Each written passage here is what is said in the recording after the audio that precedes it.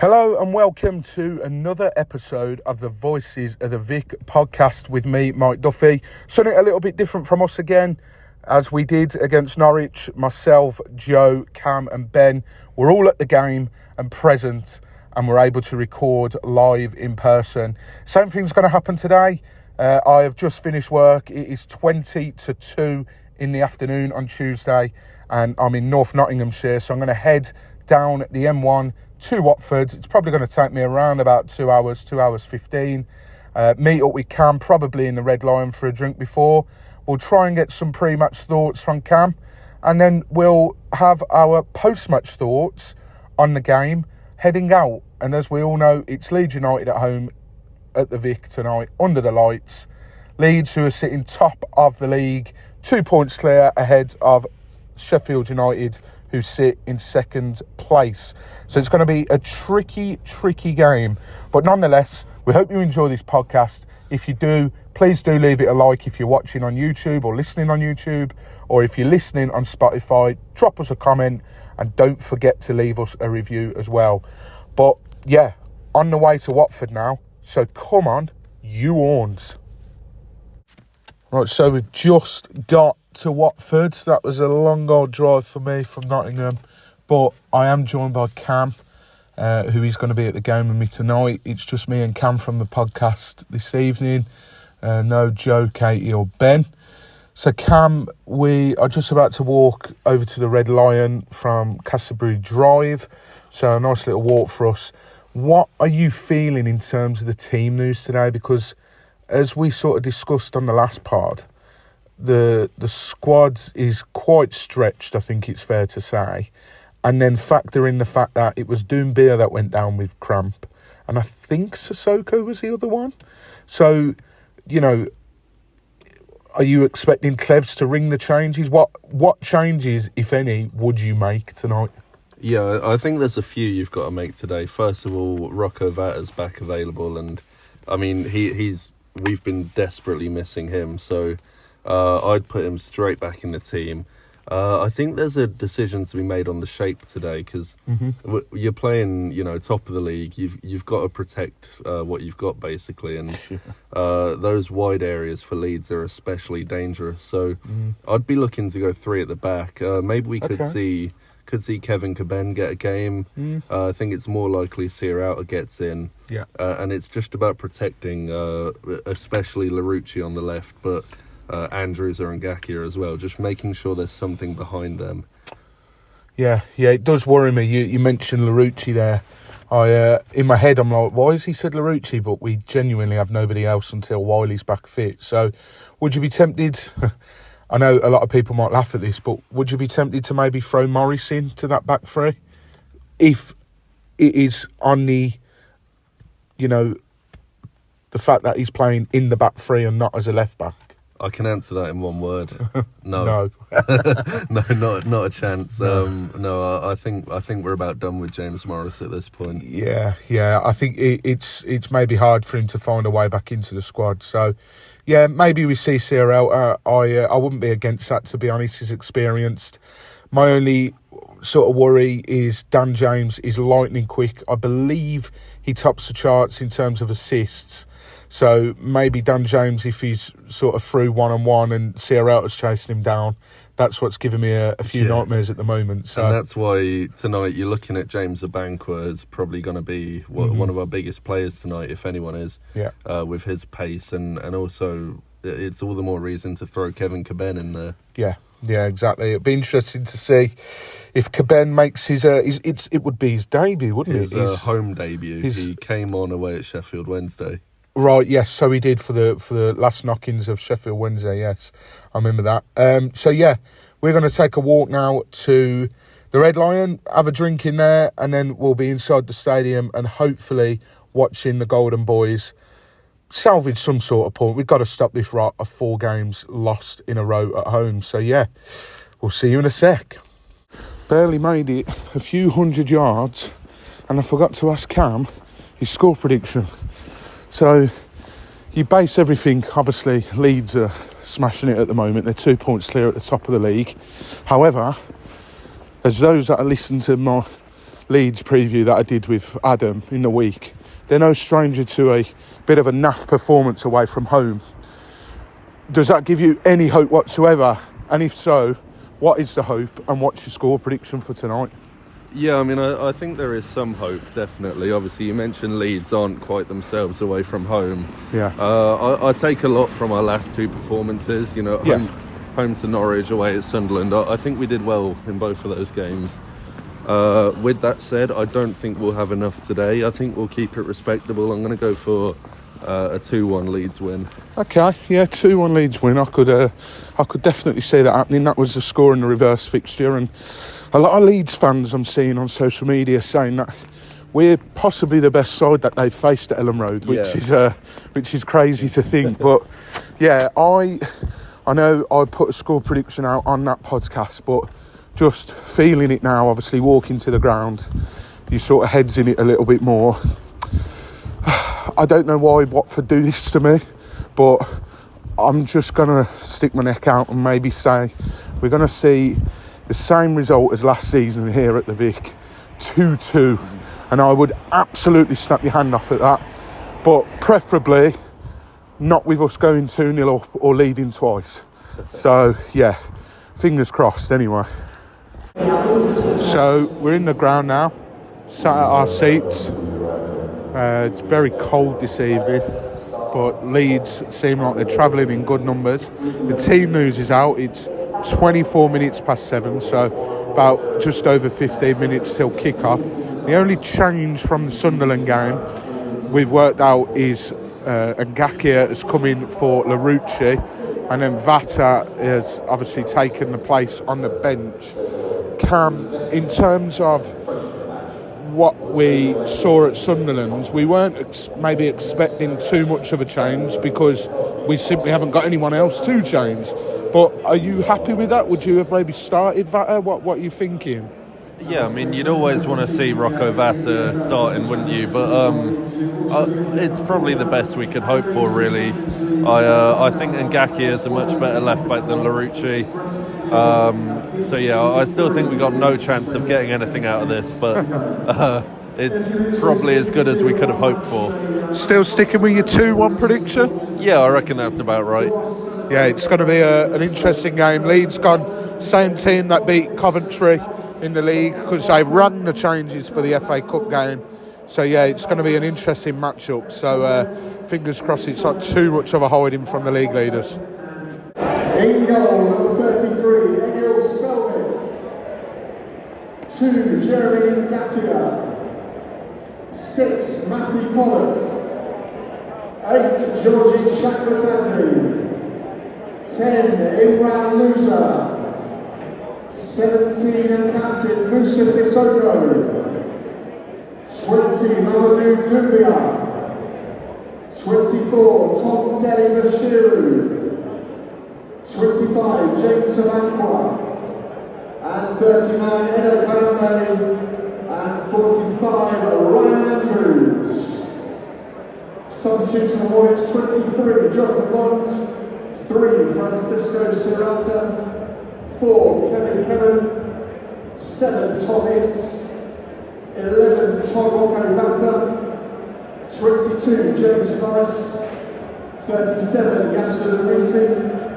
52, Leo Ramirez Espan.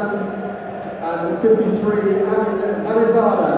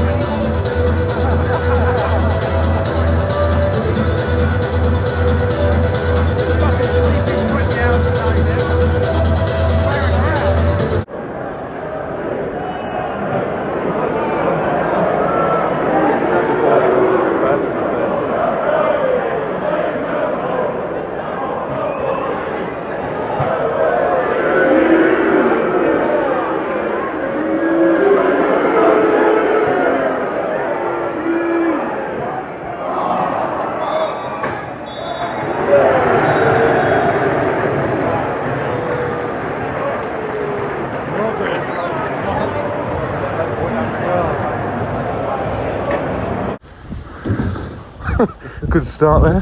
So we're walking back to the car now. Cam's already walked into a bin, which probably sums up the evening. That's probably the most entertaining thing that's happened this evening, to be honest, Cam. Coming out of the ground, 4-0 to Leeds in the end. I know I was hopeful, so I can't say we weren't expecting it, because we absolutely was. Not great by any means, Cam. And what's even more frustrating is that first 20 minutes, we were more than in that game, weren't we? We were, and I think not great is underselling it a little bit. Yeah, I'm trying to put as positive a spin on it as possible. Of course, yeah. Horrendously shite. There you go, that's better. Yeah, I mean, first 20 minutes, you're looking at, both teams sort of getting forwards. We look decent on the counter. And then your man in midfield, the most creative player on the team, you'd say. Like fuck. Yeah. Leeds is man of the match, I think. Yeah, I'd say so. Yeah. Goes and plays a lovely through ball for Dan James. Yeah. And makes it 1-0, and there was no coming back from there.